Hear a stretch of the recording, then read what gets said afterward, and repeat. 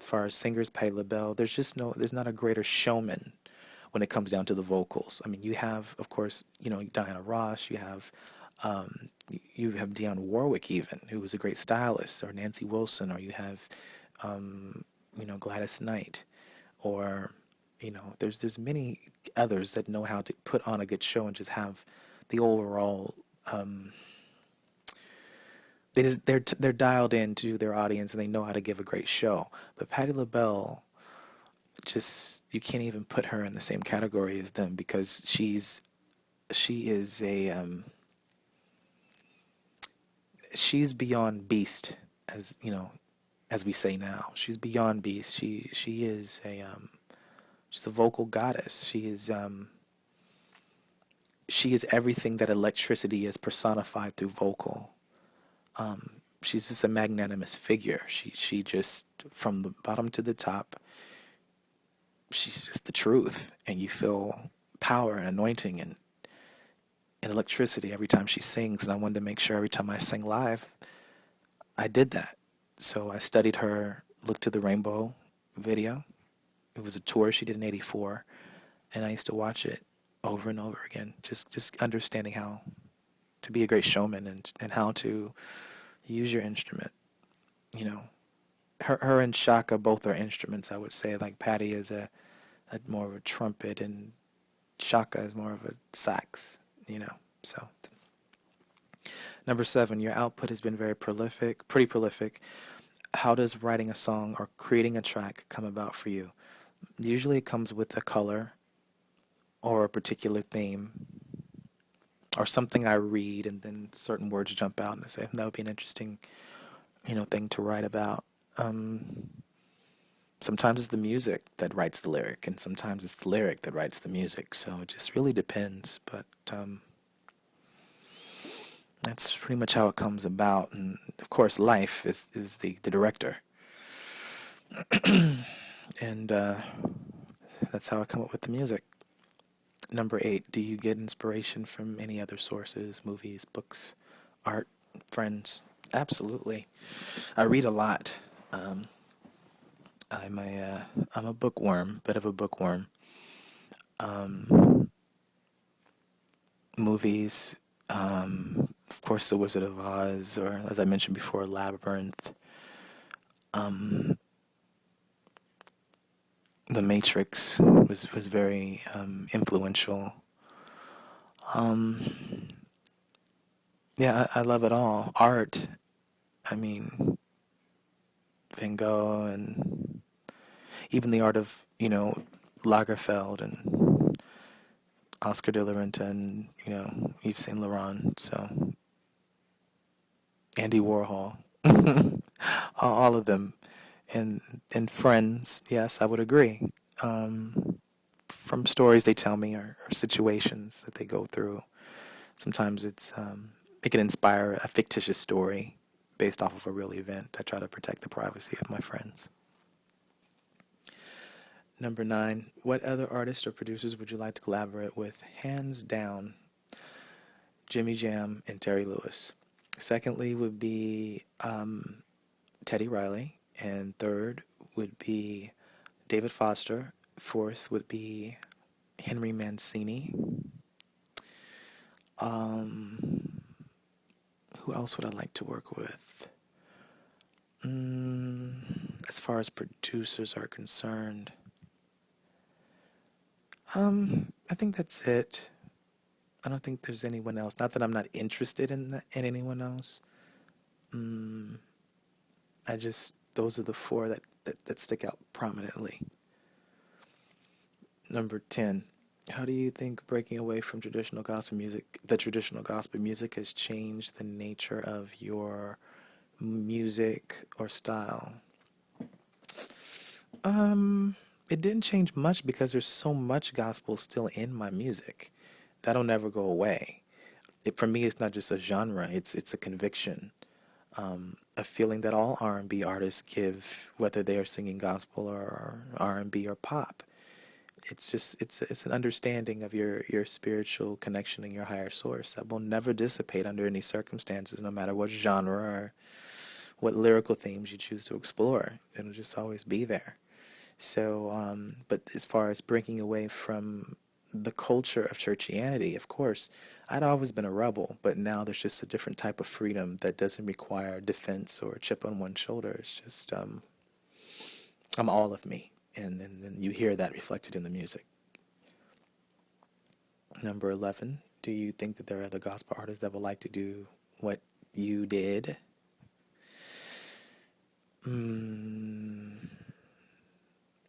I believe that it takes a lot of courage. And I'm not saying that they are all cowards. That would be very presumptuous and precocious of me. But there are not many cut out to do what I did. You have to be a very, very, very strong and passionate and independent and autonomous person to do that, because it's more than a notion to say to break away and to come out and be who I am in totality. It's more than a notion, because a lot of people's complete career is built off of not just gospel and all genres, off of a perception or an illusion. And for some, livelihood is more important than the reality, and I respect that. It's not for everyone. Number 12, some of your songs like Going Away or Sister Sanctified criticize religious hypocrisy and organized religion in general. How do you differentiate between religion and spirituality? It's a great question. And I'm really impressed with all the questions that you've given me, because I get very bored because people ask me things that they could have Googled and discovered themselves. I'm really interested in journalists who ask questions that haven't been asked before. It's kind of lazy to just ask things that are already out there, and I appreciate you asking something new. With that in mind, I just had to separate what God's children do from who he is in his justice and his objectivity and in his patience, because many times you'll try to make it synonymous when you have a bad experience with one of his children.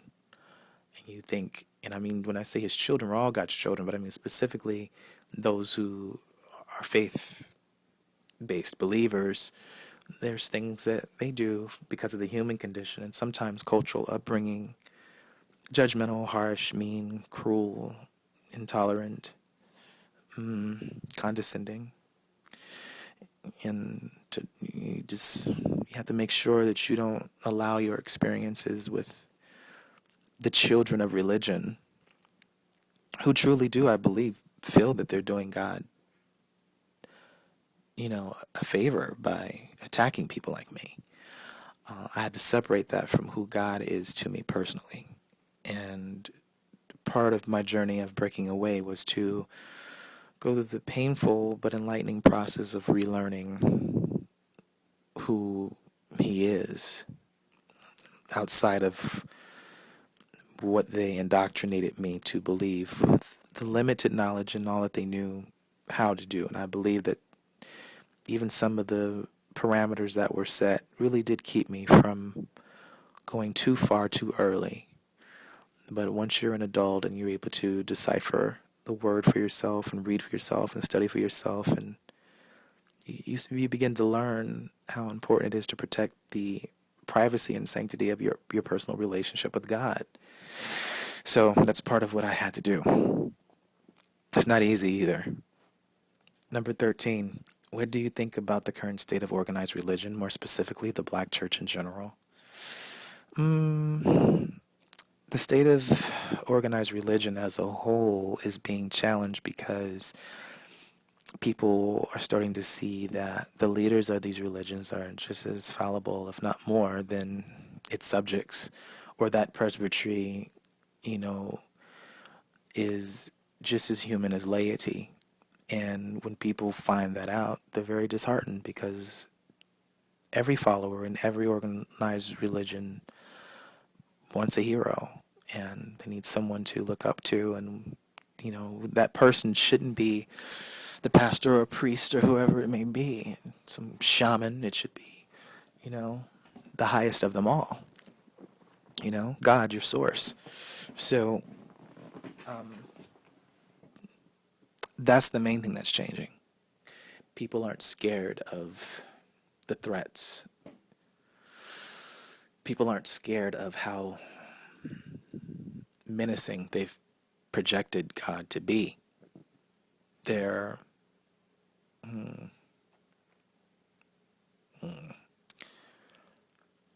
they are finally starting to catch on to the fact that